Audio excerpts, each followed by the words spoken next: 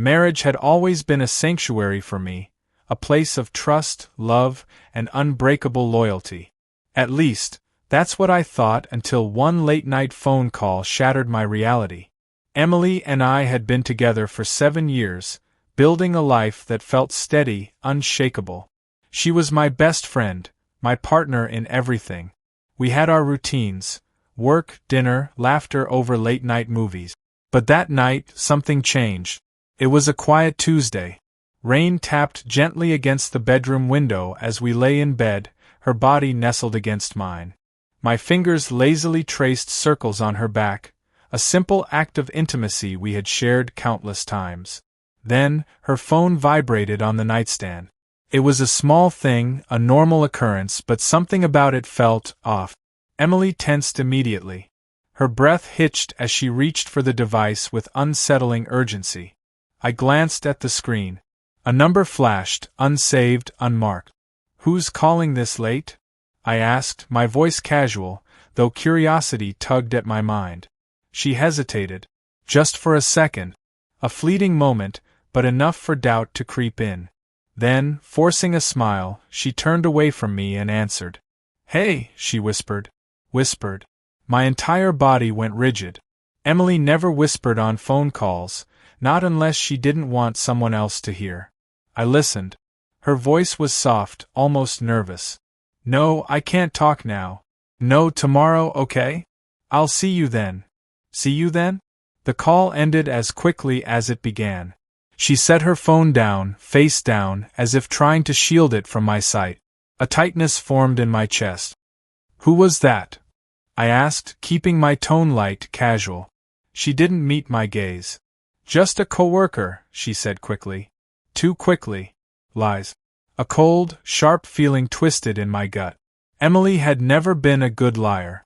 She was stumbling now, avoiding my eyes, fidgeting with the hem of her nightshirt. I knew every inch of her, every micro-expression. "At this hour?" I pressed. She forced a chuckle. "Yeah, you know how my boss is. Always needing last-minute reports." Another lie. Emily worked in marketing. Her boss didn't call employees at midnight. Not once in 7 years had this ever happened. But I didn't push. Not yet. Instead, I simply nodded. "All right." Her shoulders loosened, relieved, and she rolled onto her side, facing away from me. Within minutes, her breathing evened out, slipping into sleep. I, on the other hand, stayed awake. Staring at the ceiling, a war raged inside me. Was I being paranoid? Reading too much into nothing? But the way she whispered, the way she rushed to end the call, it wasn't normal. Doubt had planted its seed, and no matter how hard I tried, I couldn't shake it. For the first time in our marriage, I questioned whether Emily was hiding something from me. And I needed to find out the truth. Doubt is a disease. It starts as a whisper, an itch in the back of your mind. But once it takes root, it grows, unrelenting, insatiable. That night, I barely slept. Emily's hushed conversation replayed in my head like a haunting melody.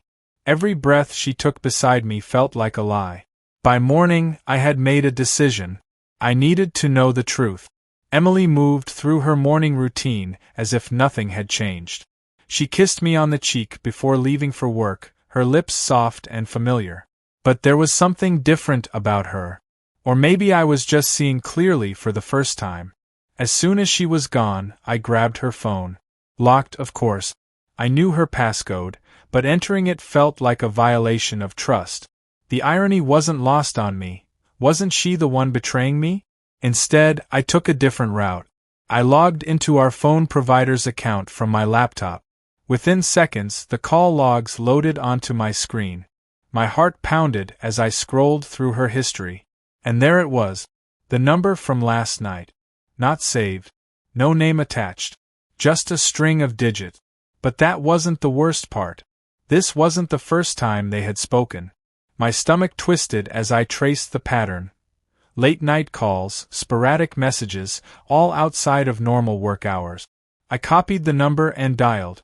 2 rings. Then a voice. "Hello?" A man. Deep, smooth, confident. I didn't speak. My throat clenched. "Emily," he asked, his tone cautious. I ended the call immediately, my pulse hammering in my ears. Panic warred with fury. She had been lying. The first step toward the truth. I couldn't confront her yet. Not without proof. If she was truly cheating, she'd find a way to spin it, twist it, manipulate the narrative. No, I needed undeniable evidence. So, I did something I never imagined myself doing. I took the day off work and followed her. I kept my distance, tailing her from our home to her office, watching as she parked and walked inside like nothing was wrong. But I wasn't after her work routine, I was after what came next. Hours later, she left earlier than usual. I followed at a safe distance, heart thudding like a drumbeat of impending doom. She didn't drive home. Instead, she headed toward a different part of the city, a place neither of us had any reason to be. A high-end hotel. My grip on the steering wheel tightened as I watched her pull into the parking lot. She parked near the entrance, checking her phone. A moment later, she stepped out, her posture shifting. Not rushed. Not casual. Excited. Like she was meeting someone she couldn't wait to see. I clenched my jaw so hard it hurt. My hands trembled, rage and devastation colliding inside me. I couldn't follow her inside without tipping her off. Instead, I parked discreetly and waited. 10 minutes later, a man arrived. Tall. Well-dressed. The same voice from the phone call. He didn't even glance around nervously. He just walked inside, straight toward her. She was waiting for him. And when she smiled, when she leaned in and touched his arm like it was the most natural thing in the world, I knew. Emily wasn't just cheating. She was in love with him. The realization hit harder than a punch to the gut. Everything we built, every promise we made, had been reduced to this. A secret meeting at a hotel with another man. I gripped the steering wheel so tightly my knuckles turned white. But I didn't move. Not yet. Because this wasn't just about catching her. This was about making her pay. Rage burned through my veins, but I forced myself to stay still. Acting on impulse wouldn't be enough. I needed to destroy her carefully, methodically. She had built her secret life behind my back, and now it was my turn to tear it all apart. Emily and her lover disappeared inside the hotel, confirming what I already knew. My mind raced with possibilities. Storming in would give her a chance to lie, to manipulate the situation. No, I needed something undeniable. I pulled out my phone and snapped a few pictures, her hand grazing his arm, their bodies angled close. Not enough. I needed more. That's when I noticed the security cameras mounted at the hotel entrance. A plan began forming in my mind. I left before she could see me. If she suspected I knew, she'd get careful. I wanted her oblivious. Back home, I sat in the darkness, phone in hand, staring at the pictures. Proof. But I needed more. The truth had to be undeniable, and most importantly, it had to be humiliating. Gathering the evidence. The next morning, Emily woke up like nothing had changed. She kissed me as she always did, sipping her coffee with that same sweet smile. But I saw through it now. Got a long day at work? I asked casually, watching her reaction. She hesitated, just for a fraction of a second. Yeah, meetings back to back. Lies rolled off her tongue so easily. After she left, I got to work. First, I contacted the hotel.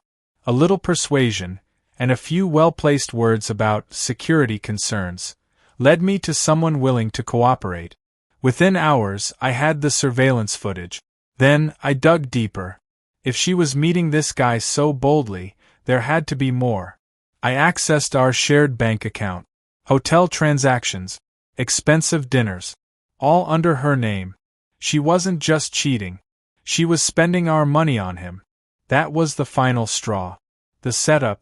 I had everything I needed, but confronting her in private wasn't enough. She had embarrassed me in secret, so I would ruin her in public. That evening, I sent her a message. I have a surprise for you. Meet me at the Oakwood tomorrow night. Dress nice.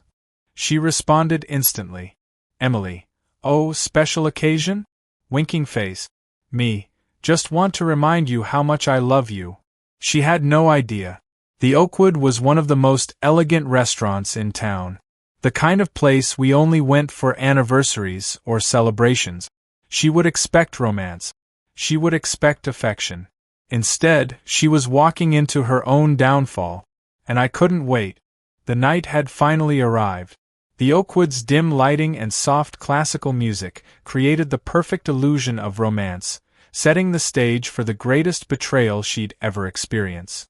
Emily arrived exactly on time, dressed in a sleek red dress, the same one she had worn on our anniversary 2 years ago. My stomach churned at the irony. She smiled as she approached our reserved table, eyes sparkling with anticipation. "You look handsome," she murmured, leaning in to kiss my cheek. I forced a smile, pretending, just like she had been pretending for months. "Glad you could make it," I said, pouring her a glass of wine. She sipped it delicately, completely oblivious. "So, what's the occasion?" I leaned back, watching her closely. "I just wanted to show you how much I appreciate you." Her grin widened, and for a moment I almost felt pity. Almost. Then I pulled out my phone. I placed it on the table between us, the screen facing her. With a single tap, the first picture appeared, a grainy hotel entrance shot of her and the man she thought I didn't know about. Her entire body stiffened. I swiped again. The next image showed them close, laughing, her hand on his chest. Emily's face drained of color. What is this?" she stammered, her voice barely above a whisper. I swiped again. A still from the hotel security footage. Him leading her into a room. The timestamp was unmistakable. Silence stretched between us, suffocating. "I'll ask you again," I said, my voice cold and controlled. "What's the occasion, Emily?" Her hands trembled as she reached for the phone. It's not what it looks like." I let out a humorless laugh. "Oh? Because it looks exactly like what it is. My wife sneaking around, lying to my face, using our money to fund her affair." Her mouth opened, closed, then opened again, like a fish gasping for air. "Who is he?" I asked, though I already knew. Tears welled in her eyes, her lower lip trembling. "Jake from work." Jake. The coworker. The late-night caller. I nodded, absorbing the final confirmation. "You know," I continued, swirling the wine in my glass, "if you had been honest, this could have ended differently. But you didn't just cheat. You insulted me with lies." Emily reached for my hand. "I swear, it didn't mean anything." I yanked away before she could touch me. "Save it." I pulled another item from my pocket, an envelope. I slid it across the table. "Divorce papers. Already signed by me. All that's missing is yours." She gasped as she tore it open, scanning the document. "I had a lawyer draw them up the moment I confirmed what I already suspected," I said, watching her every reaction. "And don't worry, I also contacted the bank. That little shared account? Not so shared anymore. I moved my funds out this morning. Hope Jake can afford your expensive taste." Her eyes darted up, wide with disbelief. "You can't be serious." "Oh, I'm dead serious." Tears streamed down her face now. "I was going to end it, I swear." I leaned in, my voice low and firm. "You already did, Emily. The moment you decided I wasn't enough." Her breath hitched, but I wasn't done. I pulled out one last surprise. My phone screen lit up again, but this time, it wasn't pictures. It was a group chat. With all our friends. Her family. Her coworkers. One tap. The images were sent. Emily's phone vibrated violently in her purse as the messages flooded in. Gasps, shocked texts, endless notifications. She froze, horror washing over her face.